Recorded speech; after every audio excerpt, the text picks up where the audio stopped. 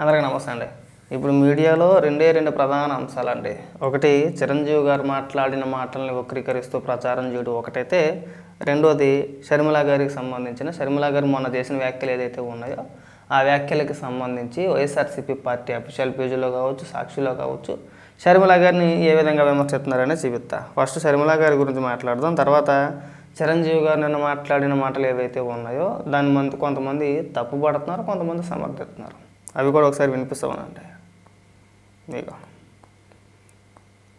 మొన్న షర్మిల మాట్లాడిన మాటలో, జగన్మోహన్ రెడ్డిని ఉద్దేశించి షర్మిల మాట్లాడిన మాటలో ఏమని మాట్లాడింది ఆవిడ? అంతకు ముందు రోజున అవినాష్ రెడ్డి ఒక ప్రెస్ మీట్ పెట్టి వివేకానంద రెడ్డి గారి హత్య గురించి మాట్లాడుతూ, నేను చాలా శుద్ధపోసని, నాకేమీ తెలియదు, నేను అమాయకునని చెప్పుకొచ్చాడు. మాకేం సంబంధం లేదు, సునీత గారు ఉన్నారు, సునీత గారి భర్త ఉన్నారని చెప్పుకొచ్చారు. దానికి కౌంటర్గా షర్మిల మాట్లాడుతూ, ఇలాంటి అన్న ఉండడం మా దౌర్భాగ్యం, శత్రువులు అవసరం లేదు ఇలాంటి అన్న ఉంటేని, అన్న పదానికే కలంకం తీసుకొచ్చిన వ్యక్తి జగన్మోహన్ రెడ్డి. సో చాలా స్పష్టంగా చెప్పుకొచ్చింది ఆ రోజు ఏం జరిగింది, దాని వెనకాతలు ఎవరు ఉన్నారు ఏంటనేది ఆవిడ కూడా చాలా స్పష్టంగా చెప్పుకొచ్చింది. ఒకసారి షర్మిల ఏం మాట్లాడుతుందో వినిపిస్తా చూడండి. అవసరం లేదు అని చెప్పి హత్య జరిగిన రోజున 7 గంటల నుంచి వివేకానంద రెడ్డి ది గుండె పోటు అని ప్రచారం చేసింది సాక్షి, అంటే జగన్మోహన్ రెడ్డి గారు. ఆ తర్వాత హత్యా ప్రదేశానికి వచ్చి ఇది గుండెపోటు కాదు, హత్య అని చెప్పింది జగన్మోహన్ రెడ్డి గారు. ఆ తర్వాత ఇది తెలుగుదేశం వాళ్ళు చేపించింది అని చెప్పింది జగన్మోహన్ రెడ్డి గారు. సిబిఐ ఎంక్వైరీ కావాలి అని కోరింది జగన్మోహన్ రెడ్డి గారు. ఆ తర్వాత ముఖ్యమంత్రి అయ్యింది జగన్మోహన్ రెడ్డి గారు. ఆ తర్వాత సిబిఐ ఎంక్వైరీ అవసరం లేదు అని చెప్పింది జగన్మోహన్ రెడ్డి గారు. నేను వేసే సిట్టు సరిపోతుంది అని చెప్పింది జగన్మోహన్ రెడ్డి గారు. ఈ ఎంక్వైరీ సరిగ్గా జరగటం లేదు అంటే, లేదు అవినాష్ని దీంట్లో మనం ఇరికిస్తే, అవినాష్ని దీంట్లో వేలు పెట్టి చూపిస్తే అవినాష్ నన్ను వదిలేసి బీజేపీ పార్టీలో చేరిపోతాడు అని చెప్పింది జగన్మోహన్ రెడ్డి గారు. ఆఖరికి సునీత ఎంత బ్రతిమిలాడిన సిబిఐకి ఒప్పుకోకపోవడంతో తను విభేదించి చాలా మనసు కష్టం చేసుకొని గుండె భారంతో ఒక్కతే బయటికి వెళ్ళి సిబిఐని ఎంక్వైరీ కోసం కోరడం జరిగింది. కోర్టుకు వెళ్ళింది. ఆ తర్వాత సిబిఐ ఎంక్వైరీ కూడా ఆదేశించింది కోర్టు. మరి సిబిఐ ఎంక్వైరీ జరిగింది. ఎంక్వైరీలో అన్ని ఆధారాలు, అన్ని ఎవిడెన్సులు ఉన్నాయి అని అవినాష్ని ఛార్జ్షీట్లో చేర్చడము జరిగింది. మరి నిజంగానే హత్యలో అవినాష్ రెడ్డి పాత్ర లేదు, సునీత భర్త రాజశేఖర్ది ఉంది అంటే, మరి సిబిఐకి ఆధారాలు ఎందుకు దొరకలేదు? సిబిఐ అన్ని ఆధారాలు అవినాష్ మీదనే ఎందుకు సేకరించింది? ఎందుకంటే నిందితుడు అవినాష్ అని సిబిఐ కూడా అర్థమైంది కాబట్టి. ఇది ఆవిడ మాట్లాడిన మాటలు. ఇంకొక వీడియో కూడా ఉంది వినిపిస్తానండి. సునీత భర్తన హార్ట్ అటాక్తో చనిపోయారు అన్న వార్త సునీత పుట్టించిందా? సాక్షి పుట్టించలేదా? మీకు పాత్ర లేదా? అవినాష్ కాదా అక్కడ ఉన్నది లోకల్గా? సునీత వివేకానంద రెడ్డిని చంపింది సునీత భర్తన. మీకు తెలియదా ఎవరు చంపారు? అసలు ఇలాంటి అన్న ఉంటే ఇక శత్రువులు అనవసరం. అన్న పదానికి కలంకం ఈరోజు.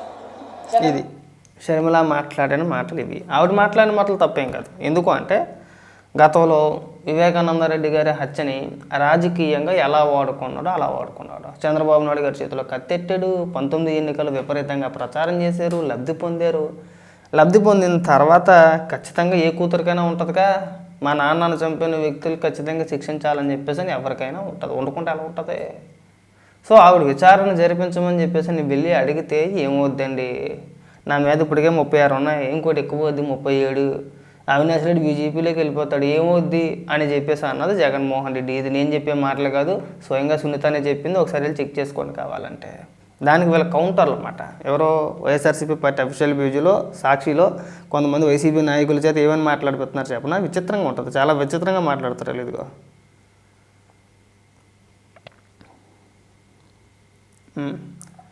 సతీష్ రెడ్డి చేత ప్రెస్ మీటు, అలాగే శివప్రసాద్ రెడ్డి చేత ప్రెస్ మీట్ పెట్టించి కాంగ్రెస్ పార్టీ ఆశయాలను ప్రజల్లోకి తీసుకువెళ్లాల్సిన పీసీసీ ప్రెసిడెంట్ షర్మిలమ్మ అన్నగారి మీద ఆస్తి కోసం ఆరోపణలు చేస్తుంది.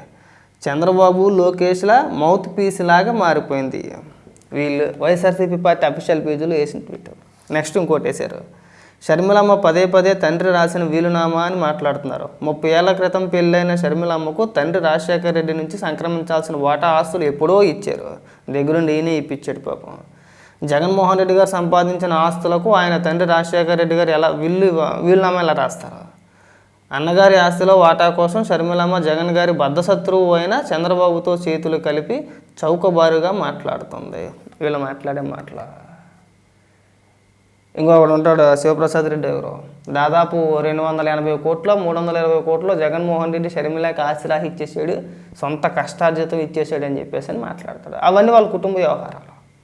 ఆస్తి కోసం మాట్లాడుతుందా, ఇంకో కోసం మాట్లాడుతున్నారా, జగన్మోహన్ రెడ్డి ఎంత ఇచ్చాడు, షర్మిల ఎంత తీసుకుంది, ఎంత ఇవ్వాలనేది జగన్మోహన్ రెడ్డికి షర్మిలకి ఇద్దరికీ తెలుసు. వాళ్ళ ఆస్తిపాస్తుల గురించి మాకు అనవసరం, మనకు అనవసరం. దానికి మీరు అఫీషియల్గా ప్రెస్ మీట్లు పెట్టి జగన్మోహన్ రెడ్డి సొంత చెల్లి, బయట వ్యక్తి కాదు, మళ్ళీ జగన్మోహన్ రెడ్డి సొంత చెల్లి అంట చంద్రబాబు నాయుడు గారు లోకేష్ గారు మౌత్ పీసులా మారిపోయిందట. సిగ్గు అనిపించట్లేదురా మీ బతుకులకి కొంచెం కూడా? మీరు అసలు మనిషి జన్మ ఎలాగిస్తారో మాకు అర్థం కావట్లా. సొంత చెల్లి, తోడబుట్టిన చెల్లి, ఒకే తల్లి కడుపుని పుట్టారు ఇద్దరు కూడా, షర్మిల జగన్మోహన్ రెడ్డి.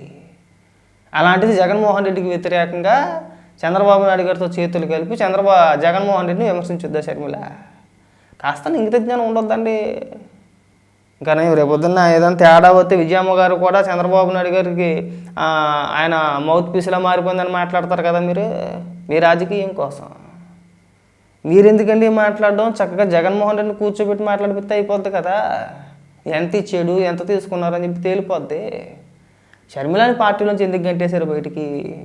ఆవిడ అంత కష్టపడింది కదా, ఏ పదవి ఎందుకు ఇవ్వలేదు అధికారంలోకి వచ్చిన తర్వాత? ఇవాళ మాట్లాడితే ఆస్తి కోసం మాట్లాడుతుందని చెప్పేసి నాకు ఆరోపణ. అవును, ఆస్తి కోసం అయి ఉండొచ్చేమో, అది వాళ్ళ కుటుంబ వ్యవహారం అండి. మీరెందుకండి రోడ్డు ఎక్కేస్తున్నారు? ఆవిడ చేసిన ఆరోపణ ప్రధానంగా ఈ వివేకానంద రెడ్డి హత్య గురించి చేసింది. ఆవిడ ప్రధానంగా ఆస్తుల గురించి కాదు ఆవిడ మాట్లాడేది. చిన్నాన్నని చంపేశారు, చంపేసిన కేసులో ఇంకొక చిన్నాన్న కొడుకు ప్రధాన పాత్ర, జగన్మోహన్ రెడ్డి ముఖ్యమంత్రి. తేల్చాల్సింది ఎవరో?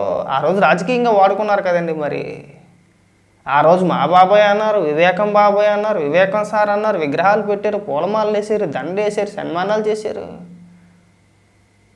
కదా. వర్ధంతులు అన్నారు, అదన్నారు, ఇదన్నారు, వాళ్ళు చంపేస్తారన్నారు, అన్ని హంగామాలు చేశారు కదా మీరు. మరి ఈరోజు రాజకీయంగా ఇంత చర్చకు దారితీసింది 2019లో జగన్మోహన్ రెడ్డి ముఖ్యమంత్రి అవ్వడానికే ప్రధాన కారణం కూడా.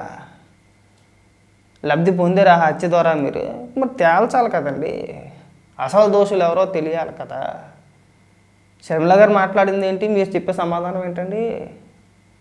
సిబిఐ ఎంక్వైరీ చేసింది, అవినాష్ రెడ్డిని అరెస్ట్ చేసింది, అవినాష్ రెడ్డి భాస్కర్ రెడ్డి ఇద్దరు బెయిల్ మీద ఉన్నారు. ఇంకా తేలాల్సింది ఏముంది ఇందులో? శుద్ధపూసలా మాట్లాడుతున్నారని చెప్పేసి ఆవిడ మాట్లాడుతుంటే మీరు వచ్చి ఆస్తి కోసం మాట్లాడుతుంది. జగన్మోహన్ రెడ్డి ఎప్పుడో ఇచ్చేసాడు, షర్మిలకి ఎప్పుడో 30 ఏళ్ళ కిందట పెళ్ళి అయింది, 30 ఏళ్ళ కిందట అయితే మాకెందుకు, 25 ఏళ్ళ కిందట అయితే మాకెందుకు?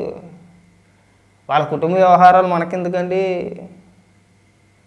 రాజకీయంగా వివేకానంద రెడ్డి గారి హత్యను మీరు రాజకీయంగా వాడుకున్నారు, అందులో దోషులు ఎవరు అనేది తేల్చాలి, అంతే కదా.